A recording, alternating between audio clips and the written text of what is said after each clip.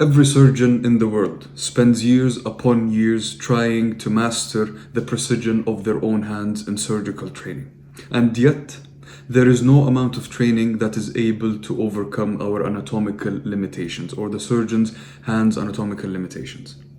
A wrist isn't able to rotate fully, an elbow only moves in one singular direction or plane, and there are fingers that tremor and shake with amounts that are so little that the surgeon isn't able to notice, but are large enough to cause a catastrophe when the surgeon is operating millimeters away from a brain tumor.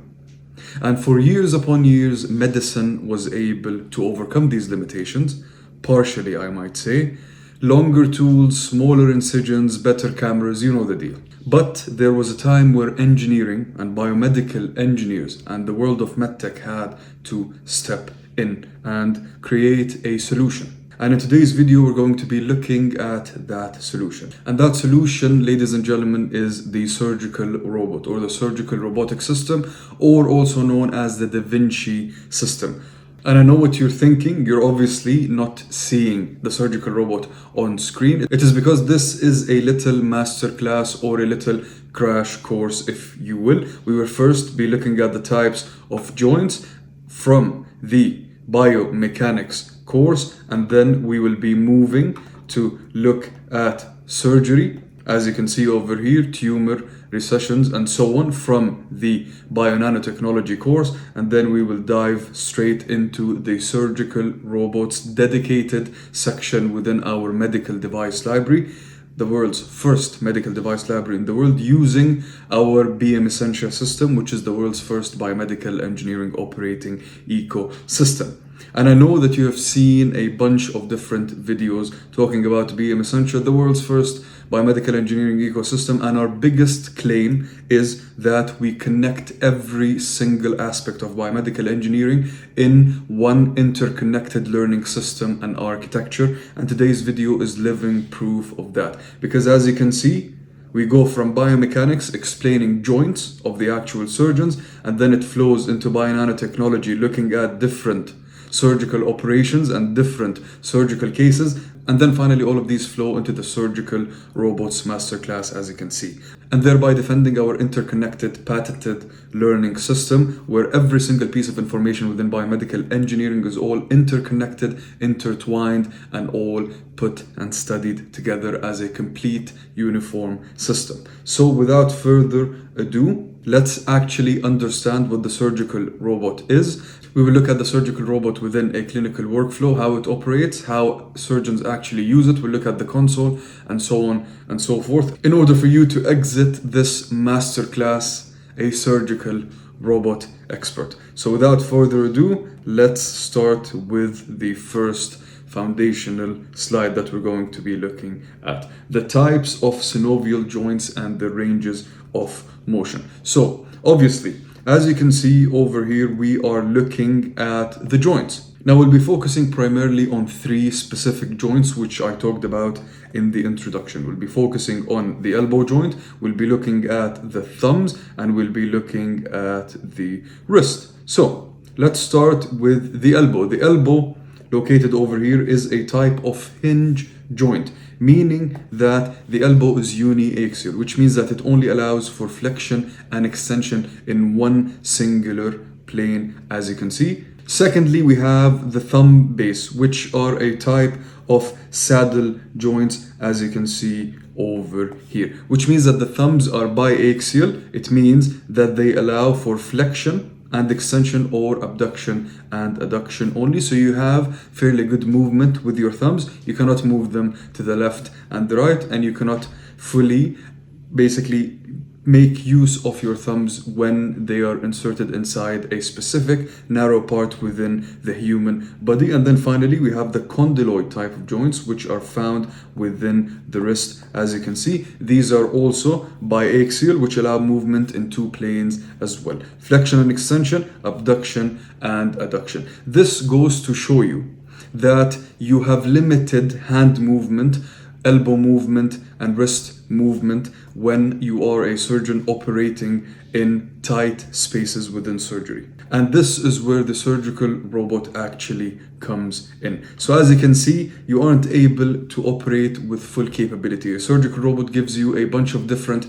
degrees of freedom and angles in order for you to be able to operate. So now moving on to a specific precision surgery example in order for us to show you the actual problem with the conventional surgery techniques before we move on to the actual surgical robot. So as you can see, this is a precision surgery. We are basically cleaning blockages. I want you to focus on a couple of different things. This surgeon over here, this kind gentleman, is operating inside of the body while looking at the body from the outside, just looking at a tiny hole and a tiny incision, and have inserted a little medical device inside. Now obviously there is nothing wrong with this type of surgery or with this type of approach. It has always been here, it will always be here, and it always works fine. But it isn't precise enough. As you can see, we have a couple of different things.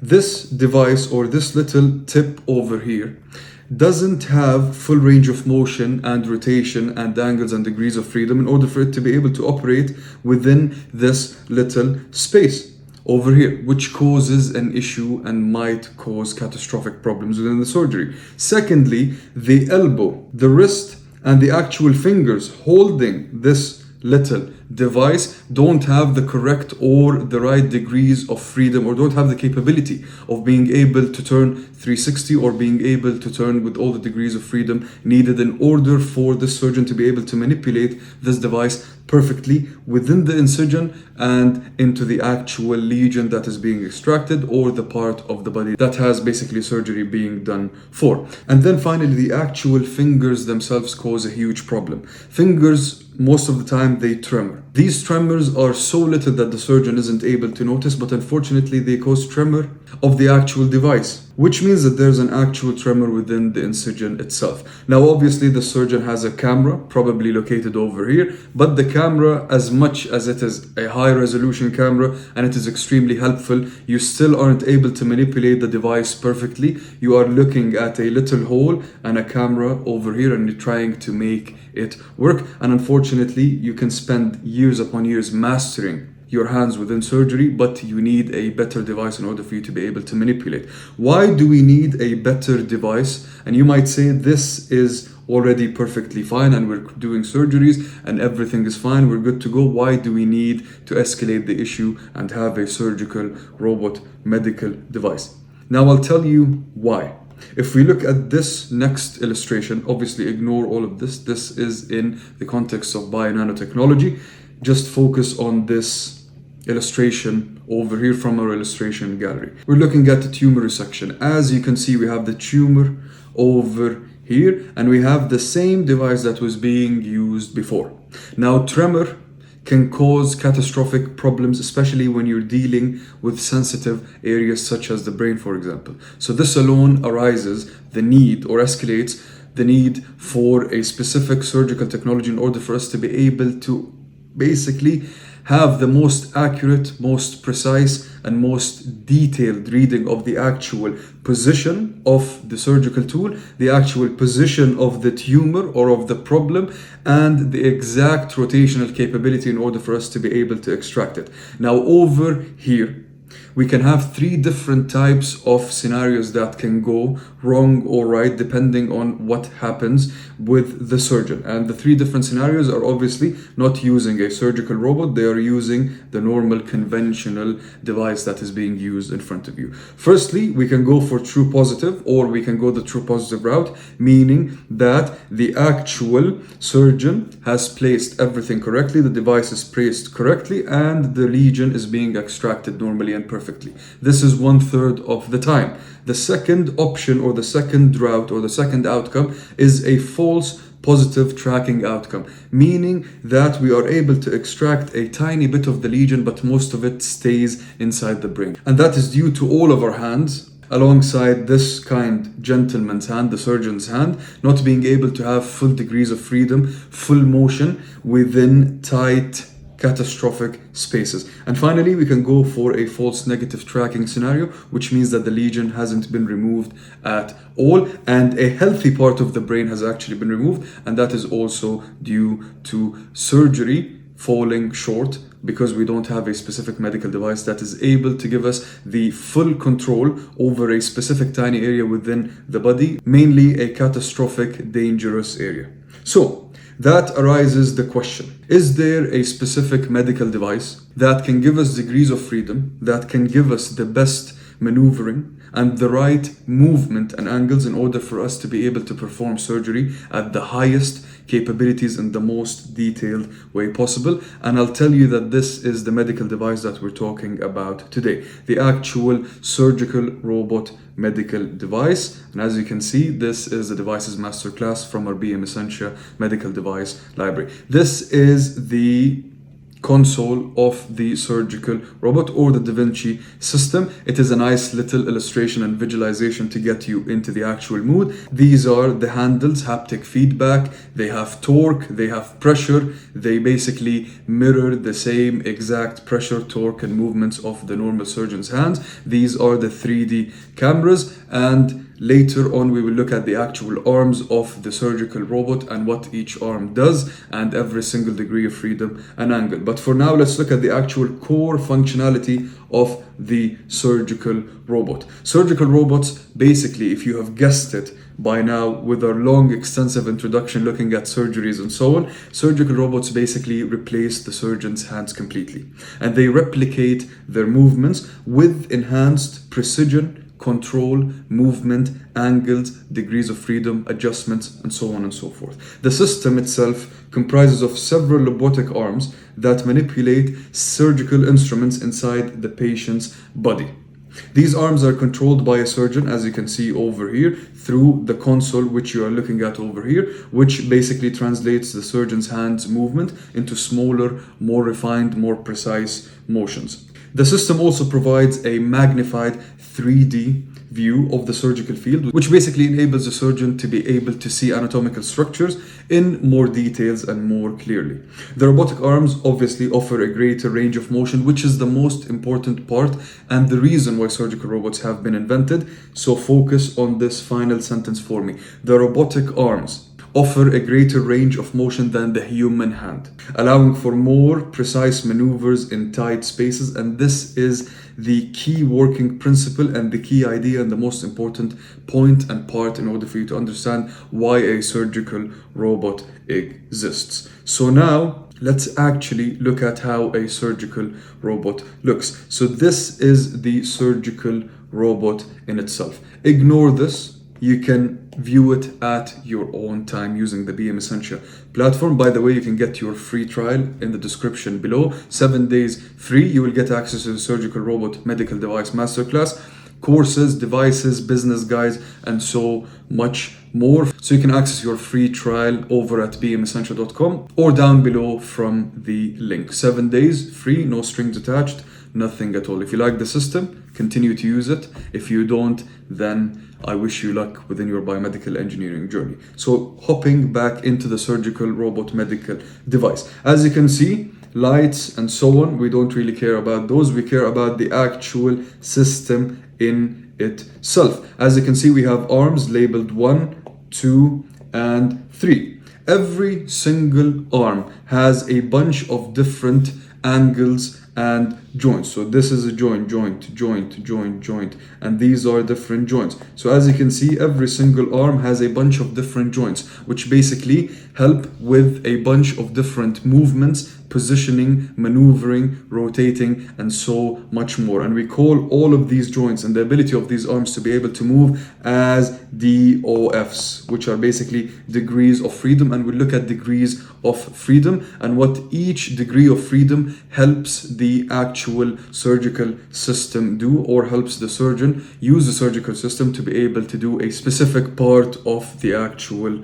procedure. So let's focus on the physics of the actual surgical system. And let's talk about the most important physics concept that governs how the surgical robot actually works, and that governs the final sentence which we talked about, which is being able to maneuver with precision in tight areas and in tight spaces within surgeries. So kinematics and the degrees of freedom is the governing physics principle that the surgical robot works through and is basically created upon. So basically, what is kinematics? Kinematics is the branch of physics that describes motion without considering the forces that cause it. Now, in surgical robotics context, kinematics are here to govern how the robot arms move through space, because as we said, the robotic arm is mimicking the actual movement of the surgeon's arm, but with higher capabilities and more movement directions and degrees of freedom. So, how the angles of the individual joints translate into position and orientation of the surgical instrument tip inside the patient's body. It is worth mentioning that these surgical tips hold the actual medical device, instrument, or tool that we are basically going to be using on the human body. It might be a needle tip, as you can see, it might be a knife or any other surgical instrument or tool. Now let's look at a little fun analogy in order for you to be able to understand how a surgical robot actually is, and how this kind gentleman over here actually thinks when they are operating the surgical robot. When you're operating a surgical robot, think of the surgical robot as a puppet with strings. So when you pull on a certain string within your puppet, and that string is basically the joint angle, the puppet's hand will basically, which is the instrument tip itself, will basically move to a specific location in a specific orientation. So you pull on a specific point, this joint will start moving, and this hand will basically now be located or positioned over, and this is the worst hand ever, but it will be positioned and located over here. So you're basically manipulating the actual position of the hand in real time. Now, secondly, why is a surgical robotic arm actually made? Why is it an arm? Why does it look like an arm? And what is the importance of the surgical robotic arms? A robotic arm, in essence, is basically a chain of rigid links which are connected by joints. So every single arm, as you can see, has a bunch of different joints over here. So the arm is a chain of links connected by different joints. Each joint can rotate or extend, exactly like an elbow would. And each rotation or extension is actually called a degree of freedom. And I told you to remember degrees of freedom and never forget what they are, because these are the governing principles of every single movement of every single arm within the surgical robot system. So for example, a simple door hinge has just one degree of freedom. It can move forward and it can be brought backwards. Your shoulder, for example, has 3 degrees of freedom. You can basically rotate your shoulder forward, you can rotate it backward, or you can rotate it side to side and twist. But a surgical robot arm, a single arm, typically has 6 to 7 different DOFs, 6 to 7 different degrees of freedom. The arm can be manipulated in 6 to 7 different ways, and there are an additional 3 to 4 degrees of freedom at the actual tip which holds the little medical instrument. So the arm, which is outside of the body, has 6 to 7 degrees of freedom. The actual tip, which holds the medical instrument, which goes inside the body invasively, has 3 to 4 different degrees of freedom. It can basically perform a 360 full rotation, which a surgeon's hand doesn't. So if a surgeon wants to cut something, he does this, and then he has to stop, he has to hold it, and then he has to do this, and then he has to move back around. I'm not a surgeon myself, but this is how I assume it would be done. But with the surgical internal tip of a surgical robot's hand, it can basically go for a 360 full rotation and movement. So as we said, an additional 3 to 4 degrees of freedom in the wristed instrument at the tip over here, as you can see, which totals to about 9 to 11 degrees of freedom from the robot base to the instrument jaws, from the actual base of the robot to the actual jaw of the instrument. Every single arm has 9 to 11 degrees of freedom depending on the actual system. So as you can see, think of the amount of detail, the amount of precision, and the amount of control that this kind gentleman has over the actual patient and over the actual surgery and how the surgery is happening. Now, before we go into the final physics part, I'd like to take you and show you the actual working premise and procedure of the actual surgical robot system, or the surgical robotic Da Vinci system. This is a panel which is divided into 3 different panels. As you can see, you have panel A, you have panel B, and we have panel C. This basically shows a comprehensive overview of the entire surgical ecosystem which is involved in robotic assisted surgery, broken into 3 zones, zone A, B, and C. So basically this is to show you how the actual system looks and how the workflow actually is, so that you know what goes into a surgery when a surgical robot is the main surgical tool that is being used. So let's start off with panel A. In panel A, we're getting everything ready and we're preparing the actual patient for robotic surgery. So we have the anesthesiologist administering anesthesia, as you can see over here. We have the surgeon overlooking and seeing the actual case, getting everything ready and prepared. We have an assistant over here, and everything is being ready and finalized in order for us to go on to phase number 2, which is the actual surgery itself, which is the important part that I want you to focus on. So this is a real world case study or a real world clinical flow of how a surgical robotic surgery goes and looks like. You have the actual surgeon sitting at the console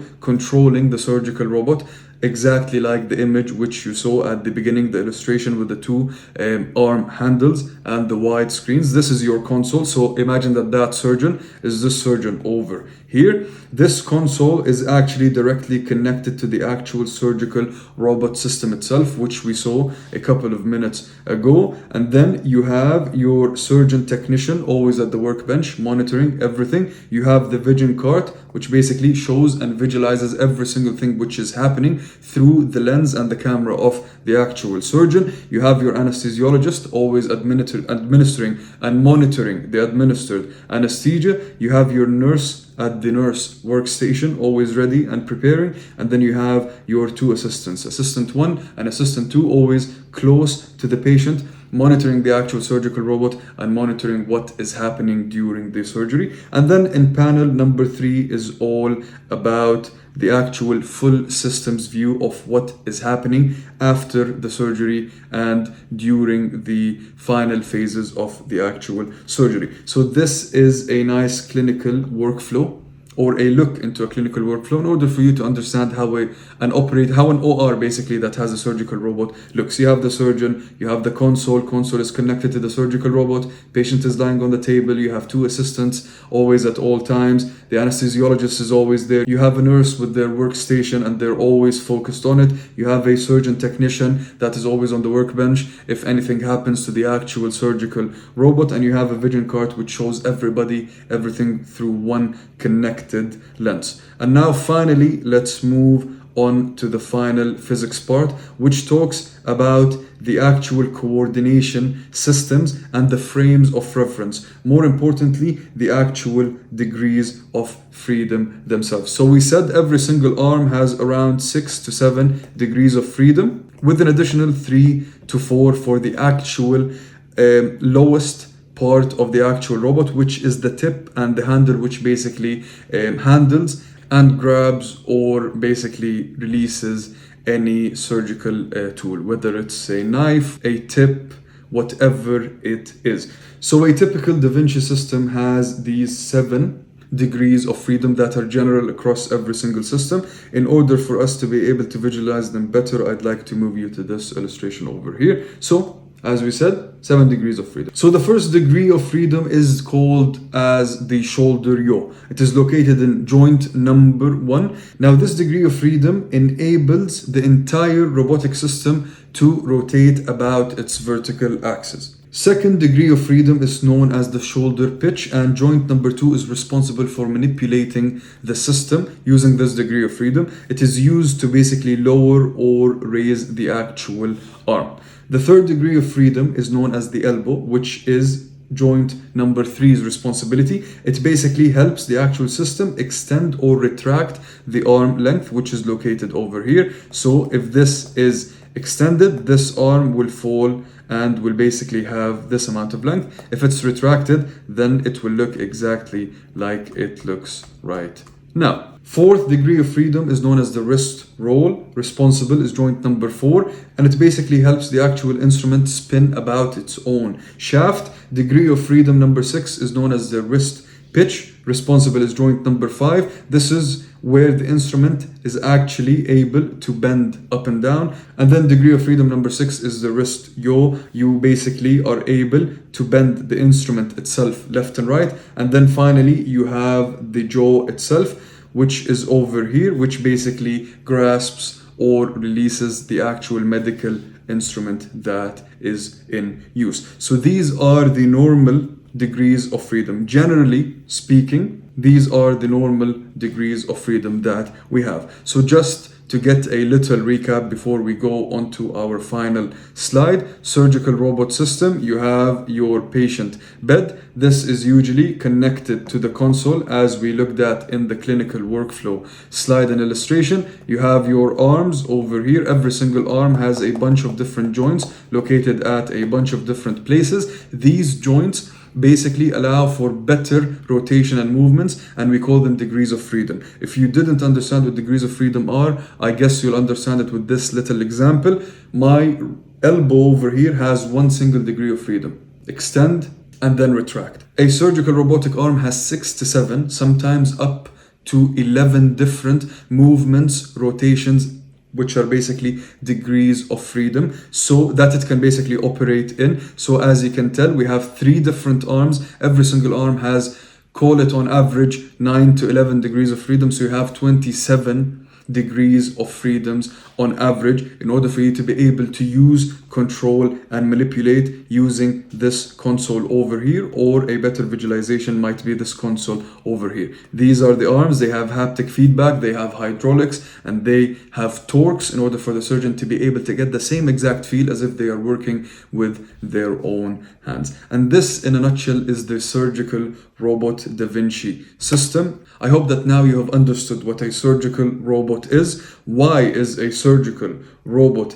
needed, as we looked at within the actual joints? Because we have specific limitations in the wrists, fingers, and elbows as surgeons. And then we looked at some surgical cases where you saw that a surgical robot is needed for these specific types of catastrophic traumatic surgeries in order for us to be able to manipulate with full range of motion, full control, and full degrees of freedom in tight, confined spaces in order for us to not cause any harm or catastrophes. And then finally, we looked at the surgical robot system in itself, and I hope you understood what every arm does, how the joints move, a little look into the actual degrees of freedom. This, in a nutshell, is what a surgical robot is. I hope you enjoyed. If you would like to study the surgical robotic system in 13 different study sections